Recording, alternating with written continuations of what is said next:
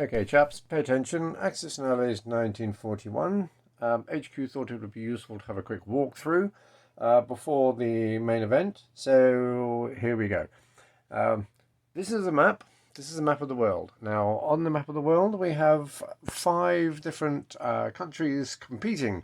As it is 1941, we have the Allies, which comprises of Great Britain, and those chaps in Moscow, and those rather entertaining chaps over in the USA. They can be run by different players, but they are effectively on the same team.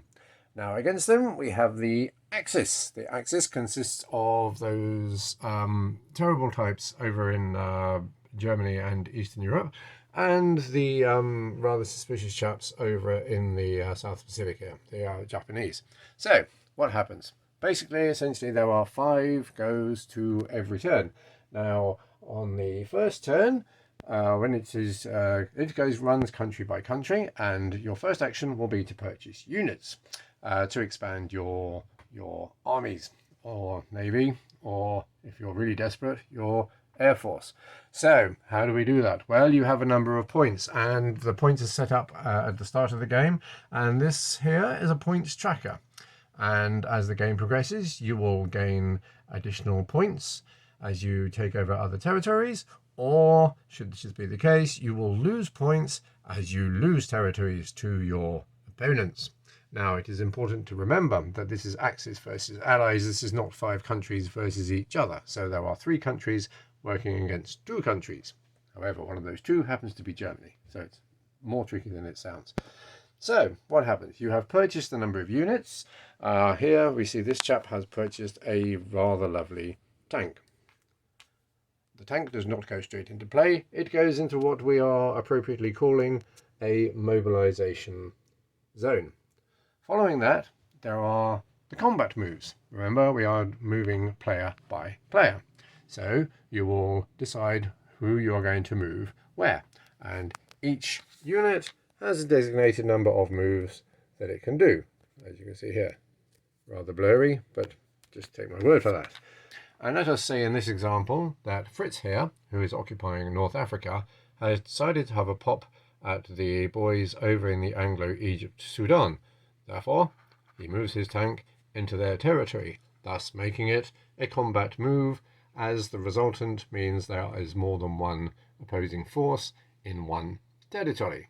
So the combat is now resolved. However, although we are tank to tank, there are also infantry in this region, so the infantry are also involved in the combat. And what happens is the defenders will move to one side of this rather lovely board here. And we will put the defenders where the infantry go, and we will put the defending tank where the defending tank goes, and the aggressor here will be in the aggressor's side. Now, we won't run through on this video the nuances of rolling dice, but essentially we are going to roll a number of dice, very much like these, 1 for each unit.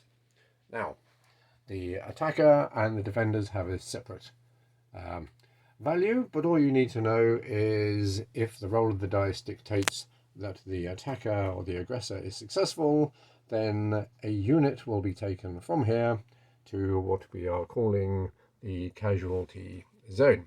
The casualty zone is there because it means that this defending tank is not immediately out of the game. It is able to retaliate with another shot by using the dice here. So therefore, this tank, the original aggressor, as well as being able to take out a tank, that tank may also be able to take out the aggressor by returning fire.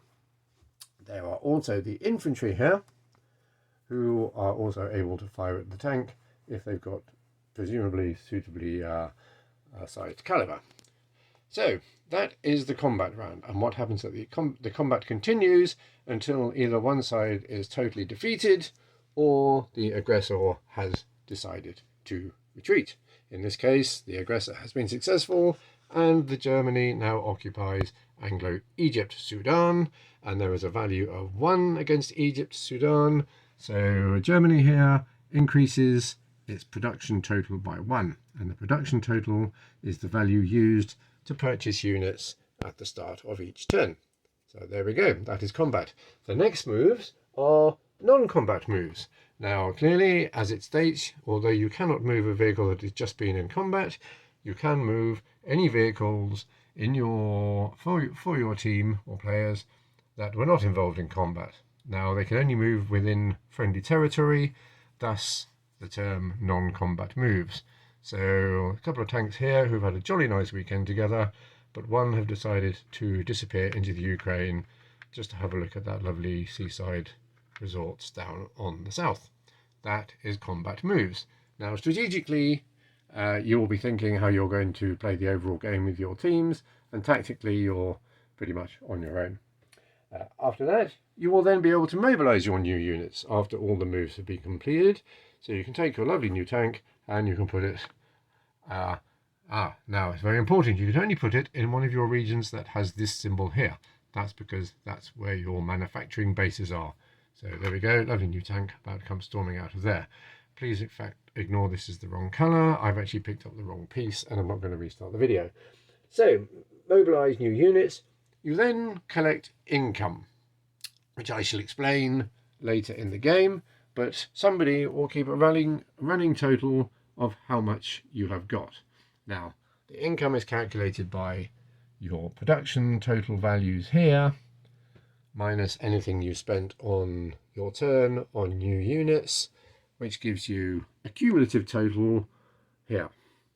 So, the final remaining question is, how do you actually win the game? There are two versions of the game, the longer and the shorter version. It is highly advisable we start with the shorter version. Therefore, you win the game by capturing one enemy capital. Therefore, if the Allies control either Berlin or Tokyo, where's Tokyo? It's up there. At the end of the Japanese player's turn, then they win the war. If the Axis control either Washington or London at the end of the United States player's turn, then they win the war. Now, that is a very high-level summary of the instructions. There are a number of additional moves, etc., which I have not gone into in this video because it would take up a lot of time and it's probably plenty dull enough already. However, I will just quickly summarize that there are, for example, submarines. Here's a submarine belonging to Blighty. Submarines can move through enemy areas without engaging in combat. They can do this because they are clearly sometimes below the water and nobody can see them. They can also choose to stop in an enemy area, and this is for illustration. I hope that the British Navy will not be taking on the US Navy in this battle. They can choose to stop in a hostile area and surface and engage in combat. They can also decide during combat to submerge and get out of the combat. Other rules for submarines is submarines cannot attack aircraft. Aircraft cannot attack submarines. We also have aircraft carriers. Aircraft carriers can take up to 2 squadrons, each squadron being represented by 1 aircraft, as we can see over here. A aircraft carrier can move with its aircraft, or the aircraft can take off and perform combat. What we will do is, if you want to do any of that, I can explain the rules on the day. It is also the case with aircraft that when they move a certain number of turns, if they can move 4 spaces, then that has to include returning to somewhere safe. So they can go 1, 2, engage in combat, 1, 2, back onto the aircraft carrier. You can also land on an aircraft carrier of one of your colleagues in either your Axis or your allies. One of the benefits of this game is there are troop transporters. Now with troop transporters, you can effectively load your infantry, a couple of infantry, or 1 tank and some infantry, and you can then transport those as a move, as a non-combat move, to somewhere else, like Mexico, or maybe a nice afternoon out and some burritos. And then you can unload there and do what is called an amphibious assault. The rules around that need some clarifying, but I'm happy to do that on the evening. Again, if you just say that's what you wish to do, I can explain how it works at the time. So that is a very, very high level view. I haven't run into more of the nuances of sea battle. For example, a battleship can take out a submarine.